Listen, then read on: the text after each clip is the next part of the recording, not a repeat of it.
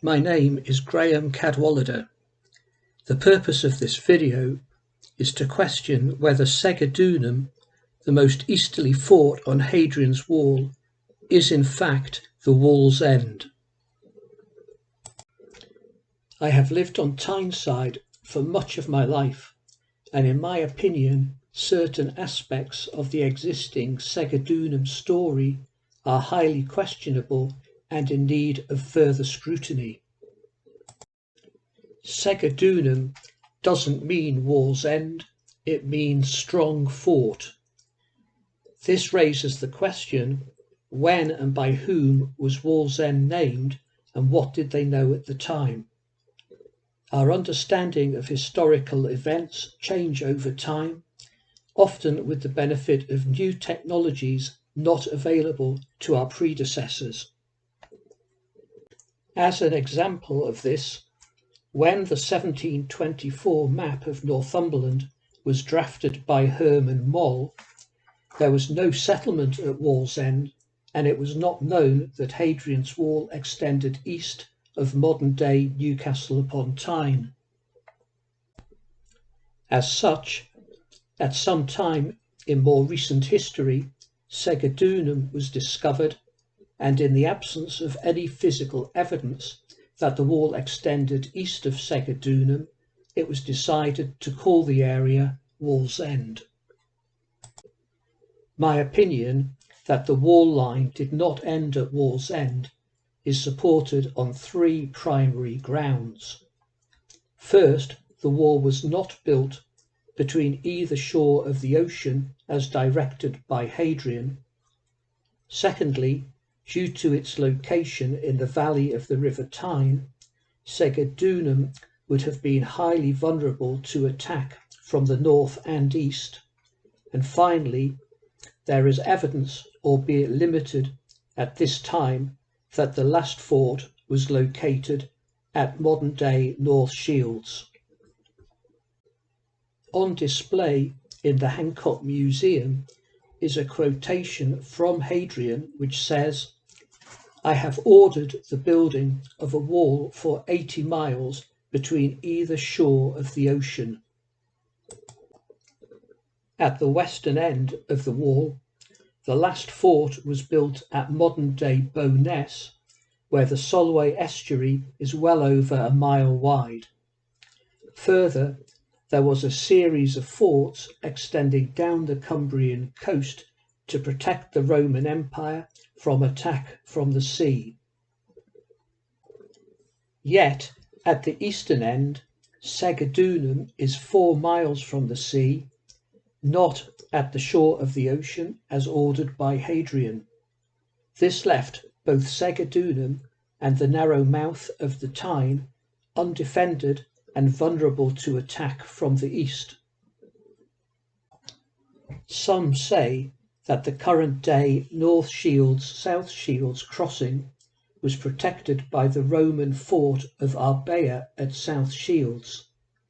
However, it is generally accepted that Arbea was built after Segedunum, did not form part of the wall line of communication, and was serviced by road from Chesterley Street.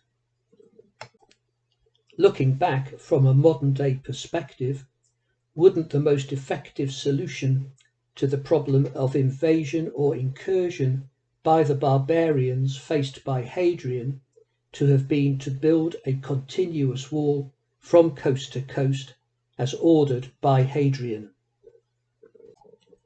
Over the years, historians and archaeologists have accepted without question that Hadrian's wall ended at Wallsend and have postulated why it did not go as far as the sea. As an example of this, a highly regarded archaeological magazine published in 2010, 4 miles east of Newcastle upon Tyne, Hadrian's wall comes to an end. It is not quite the sea, Tynemouth is still 4 miles further on, but here the River Tyne is broad enough to allow the wall to come to an end. Nowadays, the river is dredged and lined on both sides by industry, quays, walls and promenades. Exactly what the river mouth looked like in Roman times is difficult to say, but pre-industrialization it is likely to have been very narrow, as shown on the plans of 1787 and 1827. The position of the sandbanks may have changed over time, but what will not have changed are the steep embankments above the current quaysides at North and South Shields. Even today, the mouth of the river is annotated on Ordnance Survey Map 316 as the Narrows. As such, to report that the river at its mouth was broad enough for the wall to come to an end at Segedunum is simply unsupported. From a strategic viewpoint, Segedunum was highly vulnerable to attack by barbarians from the north. It also offered no defence from invasion by the sea from the east. The classic view of Hadrian's wall shows the stone wall built on top of crags formed by the wind sill. From above the crags, the views from the many forts, mile castles and observation towers would have extended almost as far as the eye can see into southern Scotland as it does today. In contrast, Segedunum sits in the valley of the River Tyne, roughly 80 feet or 25 metres above sea level. No Roman observation towers still exist on the wall line, and it is not known how high above ground level the Roman soldiers would have been able to keep lookout over the surrounding land. I have therefore had to assume that Segedunum was built with 3-story observation towers as per the model in the visitor centre and the reconstruction of Arbea at South Shields. The ground to both the north and east rises away from Segedunum, and using Ordnance Survey data, I have plotted the ridge over which the Roman soldiers would not have been able to see from the observation towers. I have shown this horizon with a green line on the Ordnance Survey plan. As such, an invading barbarian army could have advanced to within 3 miles of Segedunum before being seen. It is important to remember that Hadrian's wall isn't just a wall. It is a multifaceted defence section comprising mounds, ditches, vallum and wall built of stone or earth. It took 3 legions comprising 15,000 men to build it.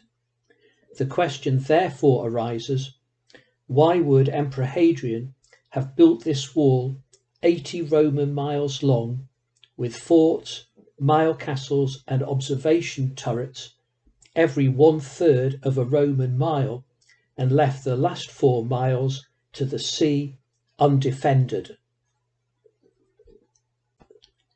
If there was another fort east of Segedunum, what evidence would we be looking for? Something on the wall line resembling the playing card shape and size of the forts on the wall line, on the ocean and with good defensive views over the sea and river mouth. Nowadays, we think that the River Tyne ends between the piers. However, if we visualize the river without the piers and promenades, the sea or ocean comes all the way in to the modern-day fish quay. As such, the logical place to build the last fort would be on the wall line and on high ground overlooking the river mouth. On the oldest maps of the area, there is such a structure which satisfies all of these criteria.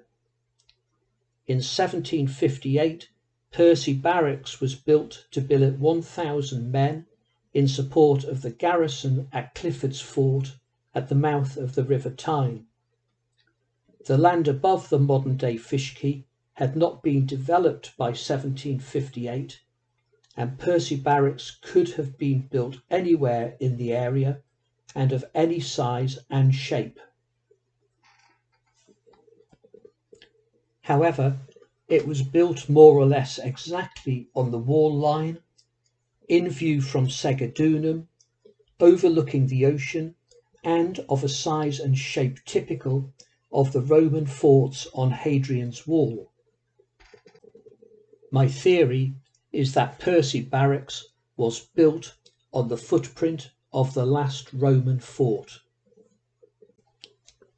Whether the wall continued between Segedunum and Percy Barracks is impossible to say, but unless all of the evidence I have put forward is simply coincidental, the likelihood is that the wall line did extend to the ocean as ordered by Hadrian. Unfortunately, over time, this site has been redeveloped. Percy Barracks was converted into houses known as Percy Square, which in turn were demolished between the wars for the construction of Notts Flats. In Victorian times, the railway from Newcastle to the coast was also cut through the site. More recently, part of the site was further redeveloped with a housing estate called River View. To summarise, there is a structure which is within yards of the wall line, on the ocean, and roughly the same size and proportions as Segedunum. It is exactly in the position one would expect it to be for the last fort on the wall line, on high ground, directly overlooking the mouth of the River Tyne, and with an unrestricted view of the sea east and south. Based on Ordnance Survey data, it would also have been possible to see the sea to the north and east from an observation tower forming part of the fort. Nowadays, the view is obstructed by the houses at Tynemouth, but from high up in Notts Flats, the sea is visible as far as Blyth. I do not expect experts in this field to agree with me based on this short video. However, I believe that I have made a strong case based on solid evidence, and I hope that this leads to further investigation, including ground archaeology, looking for tangible evidence of Roman occupation dating from the time of Emperor Hadrian.